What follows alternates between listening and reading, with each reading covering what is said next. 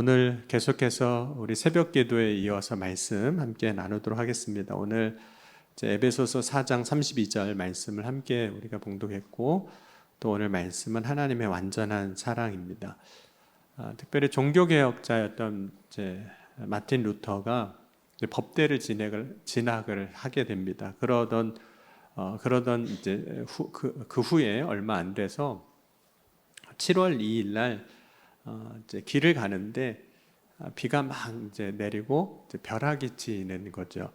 근데 그때 그 비가 내리고 벼락이 치는 가운데 이 루터가 경험했던 것 중에 하나는 이러다 내가 죽을 수도 있겠구나, 이런 생각을 하게 됩니다. 그래서 그때 기도를 하게 되는데, 자기를 살려주시면 수도사가 되겠다고, 그러니까 신부가 되겠다고 이렇게 서원을 하게 됩니다. 그리고 나서 이제 정말로 수도사가 신부가 됩니다. 그래서 신부가 돼서 청빈과 또 정결한 삶을 이제 살기 시작을 해요. 그런데 자기가 수도 생활을 하면서 신부로 살아가면서 그렇게 청결하고 청빈한 삶을 살아가면서도 이렇게 내가 살아가는 것으로 구원을 받을 수 있을까, 이런 생각이 이제 드는 겁니다. 어떤 때는 사흘 동안 정말 아무것도 먹지 않고 금식 기도도 해보고, 일주일 동안 정말 잠도 안 자고 철야 기도도 했는데 구원의 확신이 들질 않는 거예요. 그러던 중에 1510년에 이제 수도의 업무 때문에 6개월간 여행을 하다가 이제 로마에 들르게 됩니다. 그러면서 그 당시에 바티칸 교황청에 있는 성당이 하나 있는데, 거기에는 일명 빌라도의 계단이라는 계단이 있습니다. 28개 계단이 있는데 거기에 주기도문을 외우고 무릎으로 올라가면 제사함을 받는다는 그런 이야기가 있는 거예요. 그래서 무릎으로 정말 그 계단을 이렇게 올라간 겁니다. 진짜일지도 모르니까 해봐야 되잖아요. 근데 계단을 다 오르고 났는데 아무런 것도 나에게 느껴지는 게 없는 거죠. 그러니까 루터가 하나님의 완전한 용서에 대해서 자기의 어떤 행위로 어떻게 해보려고 그간 많은 노력을 했던 겁니다. 그런데 용서받는 것이 우리의 행위로 되는 일이 결국 아니구나 하는 사실을 깨닫게 되고, 특별히 로마서 1장 10절 말씀을 통해서 우리가 용서함을 받는 것은 우리의 행위가 아니라 믿음이라는 사실을 깨닫게 됩니다. 그 말씀이 이제 이 말씀이에요. 복음에는 하나님의 의가 나타나서 믿음으로 믿음에 이르게 되나니 기록된 바 오직 의인은 믿음으로 말미암아 살리람과 같으니라. 여러분, 신앙생활 하면서 여러분 회개 기도를 얼마나 많이 하셨어요? 그렇죠? 이번 특별 새벽 기도에 하시면서도 회개 기도 하셨죠. 주일날 대표 기도 하면서도 얼마나 많이 우리가 회개 기도 했습니까? 그런데 여러분, 정말로 여러분 예수님의 십자가로 죄사함 받고 용서받은 게 분명하게 믿어지세요? 용서 혹시 못 받았을지도 몰라, 뭐 이러고 있지는 않으세요? 그러니까 용서에 대한 확신이 없으면 실제 우리가 믿음으로 살기가 어렵습니다. 왜냐하면 용서에 대한 확신이 없으면 실제로 하나님 앞에 가긴 가는데, 나아가는데 그 하나님 앞에 담대하게 설 수가 없어요. 십자가 앞에 우리가 서는데 설 수가 없는 거예요. 용서에 대한 확신이 없으면 하나님 앞에 서는 것이 두려운 거예요. 마치 루터가 했던 것처럼 번개만 쳐도 어떤 때는 저 번개로 하나님이 나를 심판하시지 않을까, 나의 죄에 대해서 하나님이 심판하지 않을까 두렵게 되는 거죠. 물론 그 두려움이 우리로 하여금 종교 생활을 열심히 하게 만들 수 있어요. 두려우니까 이것도 열심히 하고 저것도 열심히 하면 그래도 하나님이 어여삐 봐주셔서, 열심히 하는 거 어여삐 봐주셔서 그래도 조금 감해 주시진 않을까, 그래도 좀 낮게 봐주시지 않을까. 두려움이 종교 생활을 열심히 하게 할 수도 있지만, 근데 그렇게 신앙생활, 종교 생활 하는 거에는 사실은 기쁨이 없습니다. 두려움에 하는 거예요. 그렇게 신앙생활 하는 것은 십자가의 그 은혜에 감격도 없고 감사도 없는 삶을 살아가는 거죠. 근데 반대로 우리가 예수 그리스도를 믿을 때 용서에 대한 확신이 분명하게 있으면 이제는 하나님 앞에 나아가는 것이 결코 두렵지가 않고 그 모든 일이 이제는 기쁨이 되고 나를 용서해 주심으로 인해서 내가 살아가는 그 삶이 이제 감사가 되는 삶이 되게 되는 거죠. 여러분, 예수님이 용서하지 못하실 죄가 있으실까요? 여러분, 자신의 죄를 한번 되돌아보면서 예수님도 이제만큼은 용서 안 해주실 것 같아, 그러는 죄가 있으신가요? 여러분, 예수님이 십자가에 달려 죽으실 때 모든 사람의 죄를 다 짊어지셨습니다. 여러분, 예수님을 향하여 십자가에 못 박고 조롱하는 사람도 용서하셨어요. 그때 누가복음 23장 34절 보면 이에 예수께서 이르시되 아버지 저들을 사하여 주옵소서. 예수님을 십자가에 못 박는 그들을 용서하셨어요. 여러분, 예수님이 베드로가 형제를 몇 번 용서해야 하는지 물었을 때 7번뿐만 아니라 7번을 70번까지라도 하라고 말씀하시면서 누가복음 17장 3절과 4절에는 이렇게 말씀하셨습니다. 너희는 스스로 조심하라. 만일 내 형제가 죄를 범하거든 경고하고 회개하거든 용서하라. 만일 하루에 7번이라도 내게 죄를 짓고 7번 내게 돌아와 내가 회개하노라 하거든 너는 용서하라 하시더라. 여러분, 베드로가 그때 그 이야기를 듣고 제자들이 다 한결같이 이렇게 이야기합니다. 우리에게 믿음을 더하소서라고 얘기해요. 그 얘기는 지금은 믿음이 없어서 예수님이 말씀하신 것처럼은 못하겠다는 그런 의미도 깔려 있는 거거든요. 그리고 실제로 우리가 누군가를 용서하려고 하면 힘든 과정을 거칩니다. 그냥 용서해야지. 그래서 그냥 용서되는 게 아니잖아요. 나 오늘 용서하기로 했어. 그러니까 그 순간부터 딱 용서가 되시던가요? 마음으로는 그렇게 하기로 결심하고 기도도 하고 하나님 제가 이제는 그렇게 살겠습니다. 그렇게 다 해놓고도 막상 가서는 그게 잘 안 돼서 또 돌아와서 하나님 제가 용서하기로 했는데 용서 못하고 살았다고 또 결심하고 가고 그런 과정들을 사실은 이제 거치거든요. 어찌 누군가를 용서하는 게 쉽게 되겠습니까? 그러니 제자들의 말도 100번 이해는 돼요.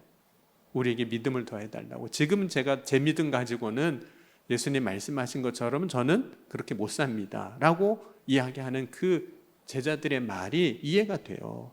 그런데 누군가 용서한다는 것은 제자들의 말처럼 믿음이 없이는 정말 못하는 거죠. 그런데 예수님이 우리를 용서하실 때는 우리와 같지 않으시는 거예요. 여러분, 예수님이 용서하실 때 누구든지 예수님 앞에 나오기만 하면 주님은 어떻게 용서하실까요? 하는 거 봐서 용서하실까요? 아니면 그가 무슨 죄를 지었든 그가 그동안 어떻게 살아왔든 상관없이 완전하게 용서하실까요? 완전한 용서예요. 십자가 용서가 그런 용서예요. 여러분, 하나님이 저와 여러분을 용서해 주실 때에는 어떻게 용서해 주셨을까요? 하는 거 보고 하신 걸까요? 네. 한 일주일만 지켜보겠다. 한 1년만 지켜보고 또 하는 거 봐서 내가 용서할지 말지 결정하겠다. 우리는 그렇게 얘기할 때 참 많아요. 그죠? 자녀한테도 그럴 때도 있고 누군가한테도 용서하긴 하는데 하는 거 봐서 하겠다는 거예요. 그러나 하나님은 그렇지 않으셨어요. 완전히 용서하셨어요. 그럼 완전한 용서는 어떤 걸까요? 먼저는 우리의 죄에 대해서 더 이상 말씀하시지 않는다는 거예요. 왜냐하면 용서했으니까. 용서했는데 뭘 또 얘기를 합니까? 용서하기로 했는데. 뿐만 아니라 살다가 실수하고 넘어진다 할지라도 하나님은 또 용서해 주신다는 거예요. 그게 완전한 용서예요. 이번은 되고 다음번에는 안 되고가 아니라는 거예요. 간혹 우리의 마음속에는 그런 생각이 들 때가 있어요. 그래도 하나님이 용서 안 하시는 죄가 있지 않을까? 하나님이 용서 안 하시는 죄가 있지 않을까? 이것마저도 용서해 주시겠어? 라고 생각을 하는 거예요. 그런데 그것은 사단이 우리로 하여금 죄에서 벗어나지 못하게 하는, 완전한 용서의 그 은혜와 그 사랑을 누리지 못하게 하는 미혹이기도 해요. 여러분, 사단은 계속해서 우리에게 하나님의 완전한 용서에 대한 믿음을 갖지 못하게 해요. 이거는 용서 안 하실 거야, 이렇게 생각하게 만드는 거예요. 여러분, 하나님의 완전한 용서에 대한 이야기를 할 때 우리가 언급하는 몇몇 사람들이 있습니다. 그 중에 한 사람이 이제 구원받은 강도예요. 여러분, 예수님이 십자가에 달려 죽으실 때 좌우편에 예수님과 함께 십자가형을 받고 있는 두 사람이 있었습니다. 근데 그들을 향해서 성경은 뭐라고 이야기하고 있냐면 행악자라 이렇게 얘기를 해요. 누가복음 23장 32절과 32절 보면 또 다른 두 행악자도 사형을 받게 되어 예수와 함께 끌려가니라. 달린 행악자 중 하나는 비방하여 이르되 내가 그리스도가 아니냐, 너와 우리를 구원하라 하되 라고 이야기합니다. 여러분, 어떤 사람을 향해서 부르는데, 그 사람을 지칭하는데 행악자라고 이야기를 하고 있다는 거예요. 물론 성경에는 그 사람이 살면서 어떤 죄를 졌는지 구체적으로 이야기하고 있진 않아요. 무슨 죄를 져서 무슨 죄를 졌고 그래서 이 사람이 행악자다라고 얘기는 하진 않아요. 그런데 여러분, 구체적으로 이야기하고 있진 않지만 성경에서 그 사람을 행악자라고 이야기하고 있다면, 부르고 있다면 얼마나 큰 죄를 졌겠습니까? 보통 죄를 진 거 가지고는 뭐 행악자라고 하진 않을 거 아니에요. 그런데 예수님은 그 행악자가 회개할 때 어떻게 하셨을까요? 내가 아무리 용서해 주려고 해도 너는 좀 안 될 것 같다. 어떻게 죄를 져도 그런 죄를 짓고 어떻게 살아도 그렇게 살 수 있냐. 사람이 양심은 있어야지. 뭐 이러고 말씀하시지 않았다면, 분명히 행악자로 불리는 사람인데 예수님은 그가 회개할 때, 그 마지막 순간에 회개하는 그 순간에도 예수님은 용서하셨어요. 여러분, 오늘 저와 여러분 가운데 성경에서 행악자라고 불렸던 사람보다 악한 사람이 있을까요? 그래도 양심상 그래도 내가 아무리 나쁜 짓을 하고 살았어도 그 정도는 아닌 것 같죠. 행악자라고 불린 그 사람보다 더 악한 사람은 없을 겁니다. 여러분, 행악자라고 불리는 그 사람보다 더 많은 죄를 지은 사람은 없을 겁니다. 그러면 행악자라고 불렸던 사람의 죄도 예수님이 완전하게 용서해 주셨다면 저와 여러분의 죄는 어떻게 하셨을까요? 그거는 정말 다 용서해 주시는 거예요.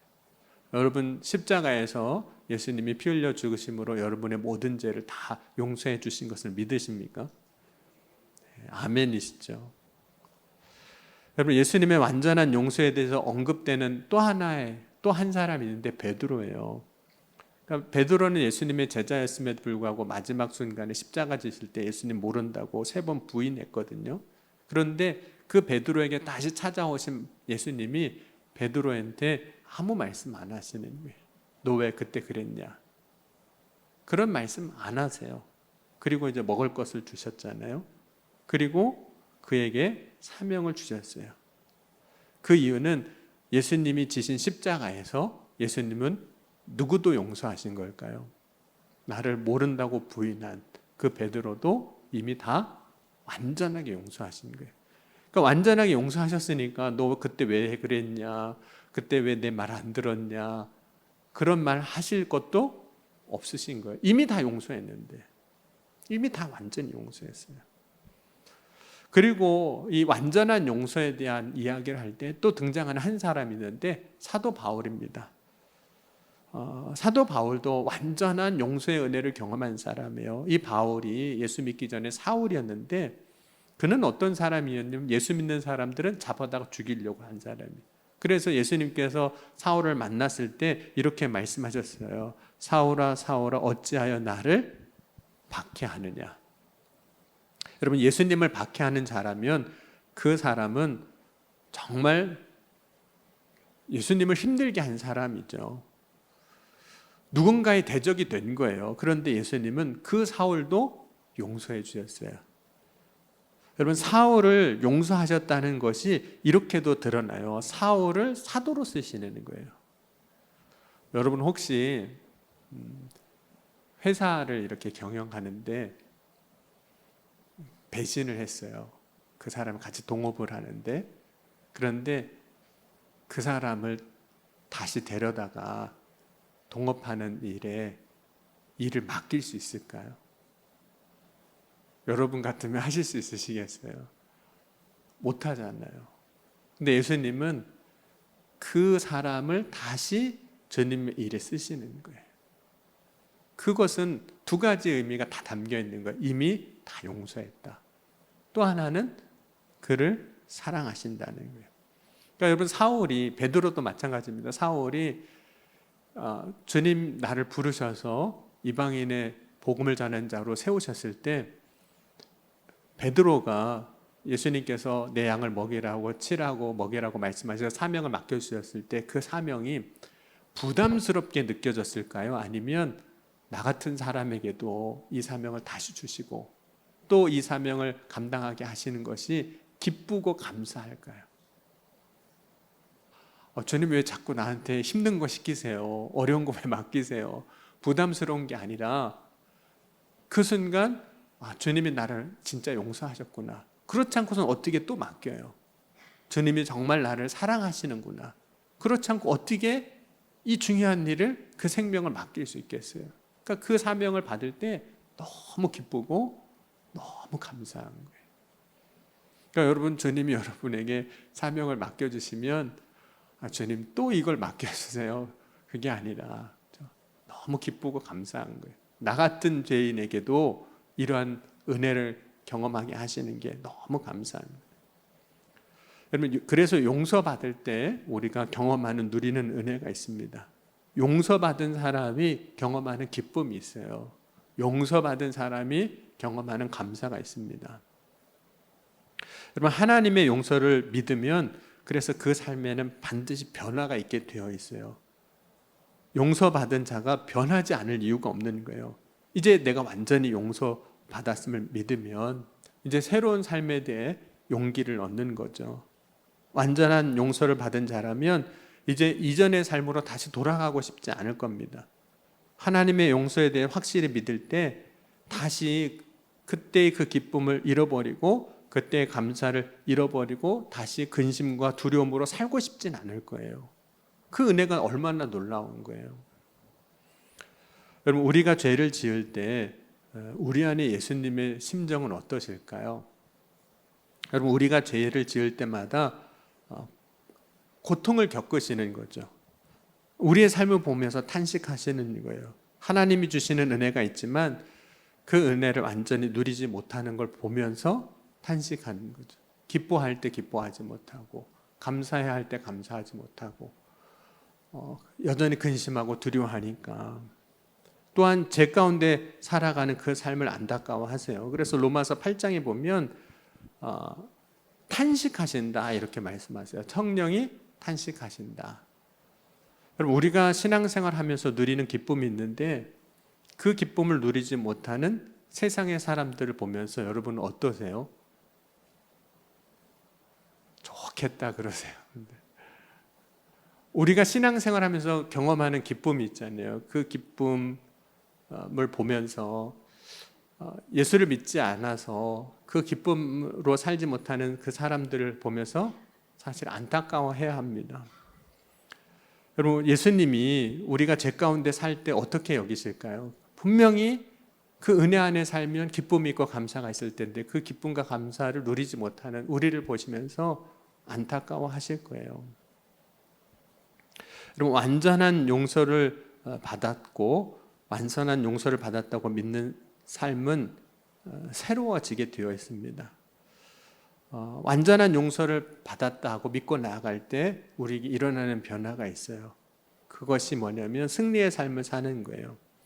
많은 사람들이 예수를 믿지만 죄의 유혹에 넘어가고 실족하기도 하고 시험 들기도 합니다. 근데 완전한 용서에 대한 확신을 가지면 승리의 삶으로 가게 돼 있어요. 왜 유혹에 넘어가지 않냐면 이제 죄가 분명하게 보이기 시작해요. 여러분, 우리가 우리의 죄를 회개하고 나면 죄가 분명히 보이기 시작해요. 왜냐하면 회개했다는 건 뭐냐면 죄가 무엇인지를 알았다는 거예요. 그러니까 이게 죄가 보이기 시작하잖아요. 아, 이게 죄구나. 이게 날 유혹하는 거구나. 분명하게 보이는 거죠. 그러니 그 다음에 죄를 짓지 않게 되는 거예요. 실족하지도 않게 되는 거죠. 여러분, 완전한 용서를 믿으면 또 이렇게도 우리가 살아갈 수 있어요.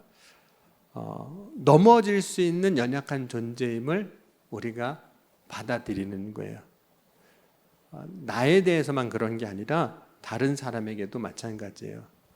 그러니까 하나님은 우리가 다시 회개하고 나아갈 때 다시 용서해 주시는 거잖아요. 그게 완전한 용서에 대한 믿음인데, 하나님은 내가 회개하고 나아갔을 때 완전히 용서해 주신 것처럼 다른 사람도 그가 회개하고 나아갈 때 주님은 그 사람도 나를 용서하신 것처럼 용서하실까요? 안 하실까요? 용서하시는 거예요.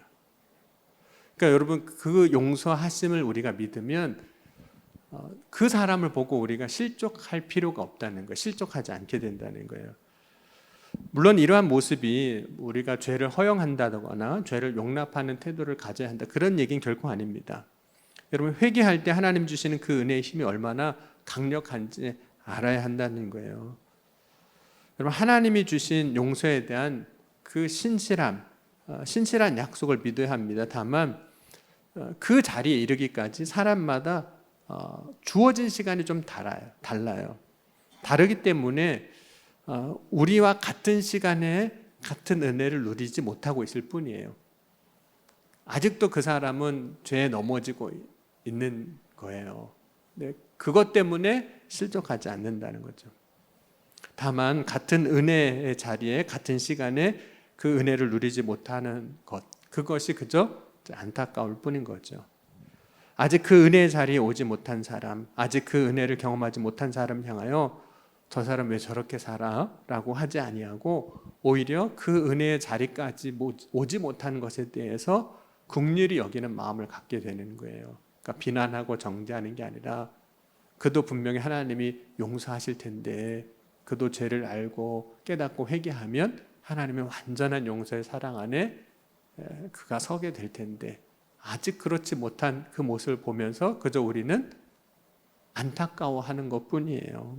그 마음을 가지고 그를 위해서 기도하는 심정으로 살아가는 거죠. 그 사람이 빨리 하나님이 그 완전한 용서의 그 은혜의 자리에 올 수 있도록 우리가 기도하는 것뿐인 겁니다. 그러니까 실족할 게 없는 거예요.